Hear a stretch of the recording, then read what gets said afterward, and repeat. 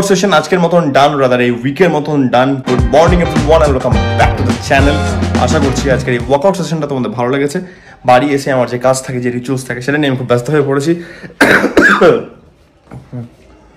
Primary কাজ হচ্ছে গিয়ে শেখার পরিষ্কার করো, রান্না শুরু করো। রুবি পেরিয়ে যেটা বাঁ দিকের পেট্রোল পাম্প, আমি এখানে নর্মালি আসি না, বাট আমাদের লেভেল একদম কমে গেছে আজকে, তো না আসলেও হতো না।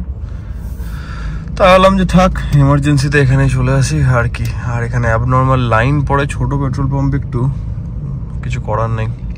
তখন দাঁড়িয়েছিলাম, এর আগে দুটো গাড়ি ছিল, ওটা ফাঁকা হলো, দিয়ে এখন আমি 3 নম্বরে। ও সেম সিচুয়েশন কালকের মতন অবস্থা। দেখো ডেইলি কোনো কারণ নেই, কিন্তু মানে জিরো রিজন। এখানে একটাই কারণ, সেটা হচ্ছে কি চিংড়ি ঘাটা অব্দি এমনি থাকবে, তারপর থেকে নর্মাল হবে, মানে কিচ্ছু বলার নেই।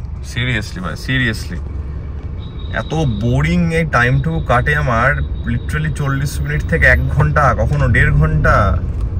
টাইমের কোনো মা বাবা নাই, ট্রাফিক লাগলো মানে লেগে গেল একবার। ঘন্টা হয়ে গেল সবে আমি চিংড়িঘাটার মোড় ঢুকছি, ঠিক আছে? ওটা টেকনো ইন্ডিয়া হসপিটালটা, বুঝতে পারছো আই গেস।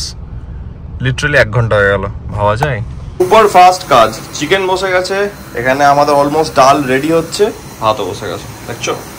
প্রফেশনাল কাজ যাকে বলে। কালকে থেকে আমার ইন্টারনেটে বাড়িতে খুব প্রবলেম করছে, মানে কালকে রাত্রেবেলাতেও নেট পালিয়েছিল, এখনো নেট পালিয়ে গেল।